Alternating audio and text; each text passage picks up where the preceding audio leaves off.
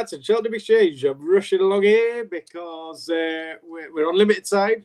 A quick scan over the handicaps on Saturday and Sunday at Leopardstown, and a fantastic special guest, Dave Cheltmental, is gonna whack through the 4 handicaps for his thoughts on these. So away you go, Dave. All right, so yeah, I'll be as quick as I can. There was a column I did with some stats and stuff, so that geared me into a few of them. I've gone through every single one and every single handicap. There's only a couple that I really fancy, but there's 4 bets that I'll be having. First one that I fancy is in the 3-mile handicap hurdle. That's a 340 on Saturday. It's Max Flamingo. Reasonable price, this one. Maybe 16s, 18s, maybe even 20 to 1. Already a course winner. He's been messing about over fences. He's a lower mark over hurdles. I think he's got pretty good form, to be fair. He shouldn't be the price that he is. Gordon Elliott is running Maxim in here, which I think is a head scratcher for lots of people that fancied him for the Potemps. So I will be having a little save on him at 4 to 1. Whether he's there to win or not, I don't know. But Max Flamingo, I do quite like in there. Then there's a 2-mile 1 handicap chase after. This is the 4 on Saturday. Wave of the Sea won this the last 2 years. Is bidding for a 3-timer, but I just think he's got too much weight now. I half like this Barnaculia. He is only a 6-year-old. He's rated 129. That ticks a couple of boxes. He was last seen chasing behind Gallard de Mesnil in the Neville Hotel chase, 3-mile chase. I mean, he was 150 to 1 poke in there. I just think he's an okay horse. He won a chase at Galway. That was over 2-mile 2. And then he was behind Midnight Run after over 2-mile 4. And I think Midnight Run's a better horse than his official rating of 141. So he's about a 20 to 1 poke as well. So GSI. Then on Sunday, Mares Handicap hurdles in the first race. I'm not massively getting stuck into this one, but Liberty Dance for Gordon Elliott, I think, will absolutely romp home about 5 to 2 pokes. So don't get too dangerous on that one, but it'll buy the beers to watch Mighty Potter go in. Then we've got the 2-mile handicap hurdle. This is one where Gaelic Warrior is going to run in there. I'm not sold on him, guys. I know he's at 143 in Ireland and potentially would be much higher over here. I don't think he's done anything since his French form to justify that mark. Like, he should have been that sort of number when he ran in the Fred Winter. He didn't win the Fred Winter. That was going left. He's going left again here. There's question marks about him. I wouldn't want to touch him at 2 to 1. One at a bit of a price, and it's an absolute swing and probably a swing and a miss, is Ballyadam. Henry de Bromheim was interviewed recently, and he, for some reason, just brought Ballyadam up out of nowhere. Thought he was going to run better at Galway than he did. Thought he had him right then, but now he's adamant he definitely does have him right. Said that he fancies him for a big handicap run soon. Admittedly, Gaelic Warriors in here and could be the fly in the ointment, but that just means we're getting a big price Ballyadam. I think he's maybe 18 to 1. So you haven't got to stick much on him. I will be having a tenner or a couple of quid on Ballyadam, but I'll just go straight win for him because he's either going to do it or he's going to absolutely bomb. They're my handicap fancies. Don't really care about either of the bumpers. So I'll just sit here until the camera goes off now and listen to you guys. Love it. Thank you very much, Dave. You're welcome. And if your battery does die, thank you once again for all your inputs. We really subscribe. Really do appreciate it massively. Right. So, nipping back to Saturday and 340 handicap hurdle. 3-mile handicap hurdle. Dave likes Max Flamingo in here. Francis Casey also. If that one starts seeing money, then take note of it. It's a bit of a shrewdy trainer, isn't it? Who was it? What, Freddie? Is it Freddie Casey's son or daughter or something? Anybody know? Yeah. No, I think Dave's battery might have gone. Anyway. So that or he's very still. Alex, I've promised you, I've treated you badly tonight. I've treated you badly. You've got the lead on every handicap race. Okay. I've got one for winners. Well, I've got one for each day. I know what Dave said about a Wave of the Sea, thinking he's too highly weighted now, but he's only £2 higher than when he won this last year. He's won this race the last 2 years, and the year before that, he won the Grade 1 novice hurdle here as well, or Grade 1 juvenile hurdle here. I mean, he's won 6 races out of 30 in his career, and 3 of them have been at this meeting. Clearly, this is a sort of a time of year he comes good, and he seems to like the track. As I mentioned, he won this last year, but prior to that, for a year, he didn't really do anything. He then did nothing for a year later, won, then he's done nothing again. So, I'm happy to take a chance that this is going to be third time in a row in this race. And then the second one I like on the Sunday is running in the 410, which is that same race that Gaelic Warrior and Ballyadam are both running in. And it's a horse called Effenock Fizz.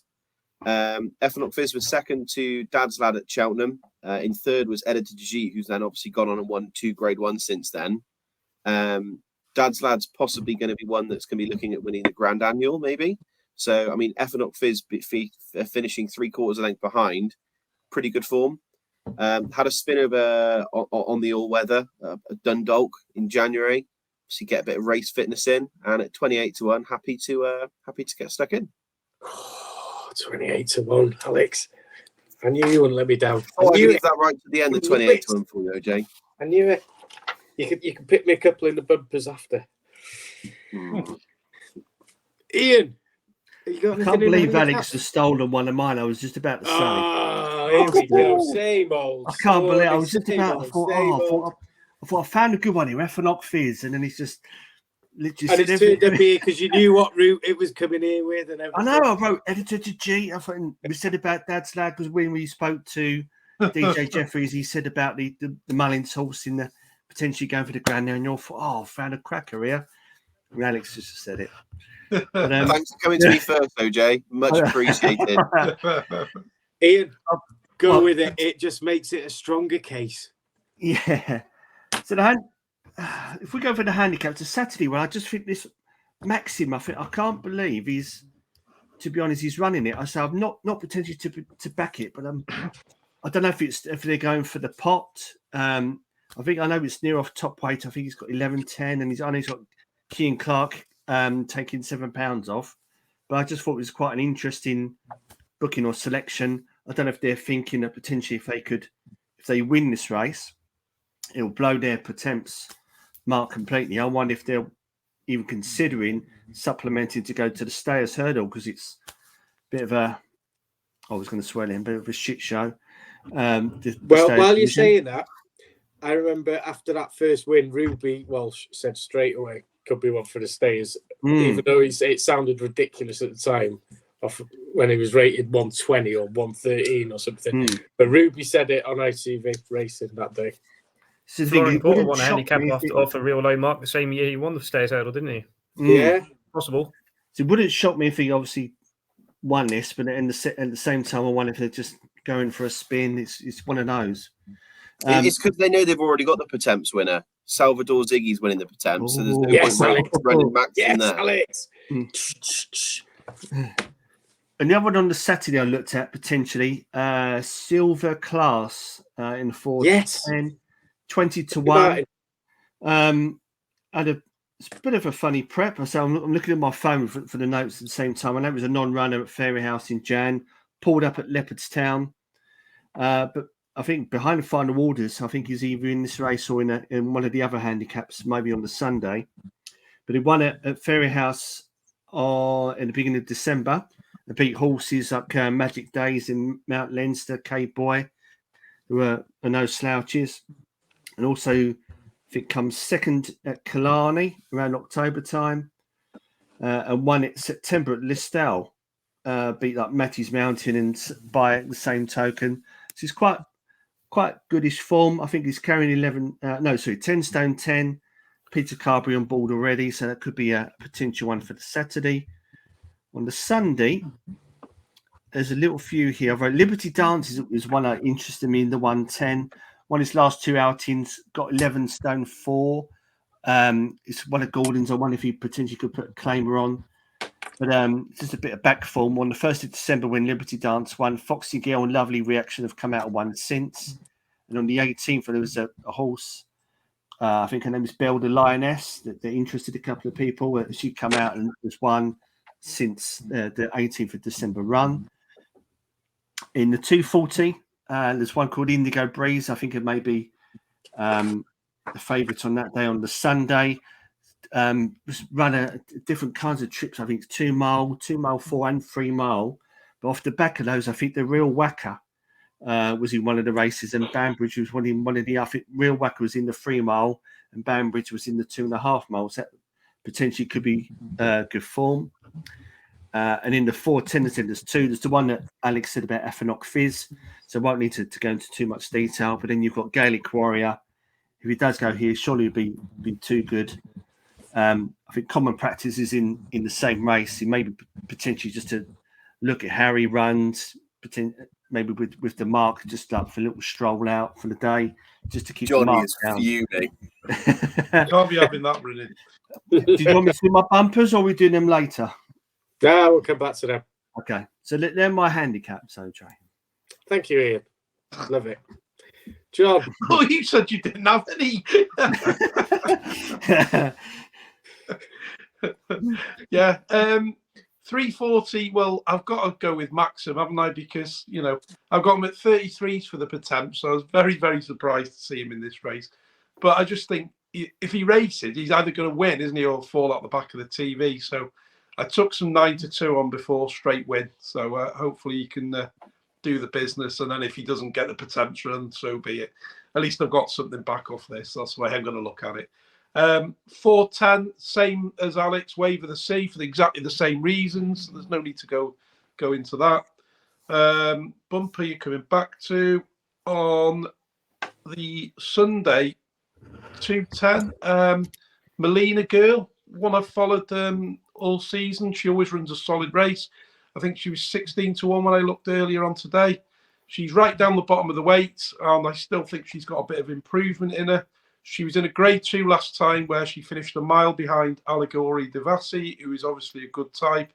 So I just think that was a decent prep for this race, and I'm quite strong on her. I think she'll run well. 410, same as what Ian said. If he turns up, Gaelic Warrior would probably win. If he doesn't go in, I'll probably...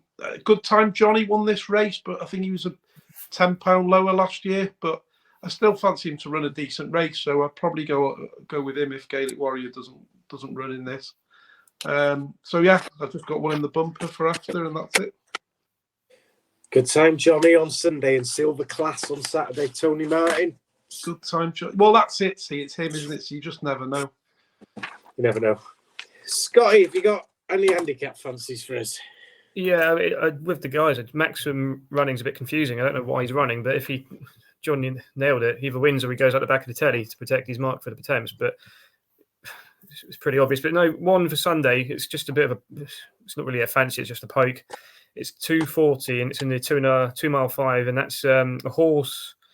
I've gone off the cliff with this guy so many times, and I didn't back him when he won at Christmas, and that's Real Steel. He was rated at like 166 all the way back, I think about 3 years ago. And he came there cantering in the Gold Cup one year, didn't he? And then he did nothing for 3 years.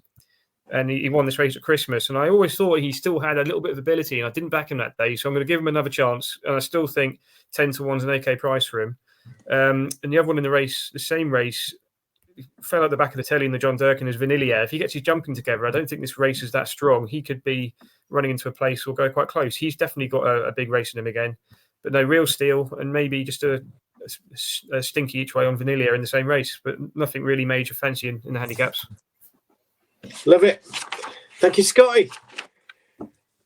And yeah, we got 2 bumpers, Saturday and Sunday. 20-5 on Saturday. What have we got in here? Better Days Ahead. Cato Capone. Is that we got anything in here that's got form with what's the one you like, Alex? And Canto Bruno. Yes. Yeah, Cato Capone did, but I don't think he's in this race. I thought he was in this one. That's why it came to my head then in Canto Bruno. Maybe I've got it wrong. I might be wrong. I don't think he's in it. He's not on Saturday. The what? He's not running. Cato Capone is not running on Saturday. Not running Saturday. I've got old card, outdated, duff info as usual. But Alex, I'm coming to you first anyway because I let you down earlier on. No, it's okay. No, it's fine. I don't really have a particularly strong opinion of the race, but I did quite like the way that Chosen Witness won at Limerick. He beat Talk in the Park by 10 lengths. It just looked pretty impressive the way that he did it. I'm not particularly bothered about, Better Days Ahead. And he had that race, he bombed out one race, and then he beat Chapeau du Soleil another race. those sort of types seem to all be beating each other, and I'm not particularly that bothered about Facile Mode either. So yeah, I'll take a chance on Chosen Witness at a good price, who was very impressive. Thank you, Alex. And anything on the Sunday one? Or not bothered? Not bothered. Not bothered. I thought that might be the case, to be honest with you. I wasn't particularly bothered about this one either, but that Chosen Witness is one that went in my tracker after he won. So yeah, you've got to follow your tracker horses. I'm pretty sure the Rudster's got a horse in a bumper, so we'll come to him last so he can go out in a blaze of glory. So, Johnny, you got any bumper horses for us? Yeah, on the Saturday, I mean, it's a really tricky race to work out. I mean, if you look at the betting, I think there's 5 horses under 6-1, so I don't think anybody seems to know. But this year's just been a bit like that for the bumper, hasn't it? I mean, the last 5 or 6 years, we've absolutely nailed the bumpers, and this year it's just proving really hard to work out. But I'm just hoping that purely for other reasons, that Better Days Ahead wins. It might, show that Chapeau was better than it looked on the first day. I've still got high hopes for Chapeau du Soleil, so hopefully Better Days Ahead can romp this, and that might end up being the best bit of form, but we'll see. Factor File probably is a danger in this, but I'm not so sure. I mean, he won a 2 mile 4 bumper last time, didn't he? So maybe he's a bit of a boat and be seen better next year over longer distances. But yeah, I'm just gonna stick with Better Days Ahead. Better Days Ahead. And anything you fancy on a Sunday? Nothing at all. Nah. Rain Man. I too, like what Johnny just said. I'm not a strong fancy, but I would like to see Better Days Ahead have a better run this time. With JJ Codd on board, and obviously, as Alex said about, they all seem to be beating each other. I think Carl Funnock beat Better Days Ahead first time out, and then Better Days Ahead went out and beat Chapeau du Soleil, who was obviously going to be the bumper hot pot at the time. Just looking at some of these others, Facile Mode could be an interesting one. I know he's the favourite. And Chosen Witness, I thought was quite interesting, like Alex said as well. But again, one on heavy ground, so I don't know if that could be a factor. And again on the Sunday, again not another strong fancy, but I see one here, a horse called Fun. It's just like you, Ian. Yeah, impressive win at Sligo. I think won by 10 lengths. Issue could be that it's not run since October, and I think the quirky thing about Lily de Burley is intriguing, and they've kept her back again over bumpers again, and she's 7 years old now, so I don't know if it's something at home where she's not jumping properly or does not take it to hurdles, but just seemed a bit weird that I think she won this race last year and they've kept her back again over bumpers, but she could be the intriguing one. But yes, that'd be fun in a 440. Thank you, Mr. Rayner. And our wonderful special guest over in Jersey, Scott. Bad Boy Bowls. Bad Boy Bowls, that's me. No, yeah, agree with the lads. Literally everything Alex said is right. Chosen Witness Christmas was visually impressive, so that's what I took from the race as well. I just chance that the horse is good enough to beat Better Days Ahead. I don't like Facile Mode at all. I just haven't got that on my mind. I think 16-1 the last day, one run. I just think it's too easy to stick. I mean, if he was really that fancy, he wouldn't be 3-1 favourite. He'd be 7-4. I just don't think they really know what they're doing pricing up this race. But again, something John said was interesting. I was convinced Chapeau du Soleil would reverse the form of Better Days Ahead if they met again. So part of me wants Better Days Ahead to run well, because I do like Chapeau du Soleil for the bumper. But I just think Chapeau du Soleil may turn up at Fairy House in a few weeks, or is it next week? I don't know when it is. But it's just interesting that he's not entered here. But yeah, that would be interesting for me. But I'd back Chosen Witness and hope that Better Days Ahead runs well. And on Sunday, again, what Rainman just said, I thought Lily de Burley was interesting. The form tying in with Jitara against Ashray Diamond and everything, high definition. I think that horse has gone on to run pretty well. So, and Lily de Burley was second to it by a length and a quarter. It's literally just clutching at straws with that Sunday race. I've got real no read in it, but that's the one I'd go for if I had to. Love it. Thank you very much. Love it. I was going to say I'll have a quick recap, but it could get incredibly messy. So yeah, no recap. if people want to listen to it, they can listen to it. So rewind. So if anything out of the handicaps or the bumper, if there's anything that you are thinking you may well have a bet on, Scotty. Yeah, Chosen Witness. I definitely have a go on that. Chosen Witness in the bumper Saturday. Thank you, Alex. The same. No, I'm going to stick with Effin' Up Fizz. I think big price, and I like a big price winner. I like an outsider. Ian's fuming. Ian's fuming. Angry Wayne Mardle. Yeah. Come on, Wayne. Come on. Yes, Come on, do the Wayne. forecast in that. Do the reverse forecast in that race. Do Gaelic Warrior and Effin' Up Fizz, and then. Oh, I like that. Yeah. Christ Almighty. I'll be skimmed before I know it. John. Melina Girl each way in that race on Sunday. Ooh, is that the Cromwell horse? Was it? Yes. Thank you, chaps. Brilliant. So, yes, there we go. Conclusion to another video. And that's the Dublin Racing Festival done, completed, 15 races, boxed off. So if you enjoyed it, please remember to subscribe and like and share and talk about it with your friends and give Ian some stick on Twitter and all that kind of rubbish. Massive thank you to Scotty Reds. Thanks for having me, boys. Hero. Oh, anytime. Love it. I learned a lot tonight again. And thank you to Cheltmental Dave, who's unfortunately got eaten by a high chair. Technology's got the better of it. No, we really, really, really appreciate you guys coming on. And it looks an interesting weekend's racing. Should be a good watch. The Irish Arkle and the Irish Champion Hurdle look particularly interesting, I would have said myself. So enjoy the weekend's racing. Thanks again, Scotty. Massive thanks. And thank you to Lloyd for your ongoing support. And we did give it a plug in the last one, so just show the plug in. Packed Up Racing Gifts. And one last thing as well. If you don't follow us already on Twitter, follow us on our Twitter. The Twitter is up there. And for every day in February, we're running a poll for who's going to win a particular race at Cheltenham. So join in, express your views, and let us know. Yes. Alex, I forgot about that. That tremendous idea of Ian's, that was.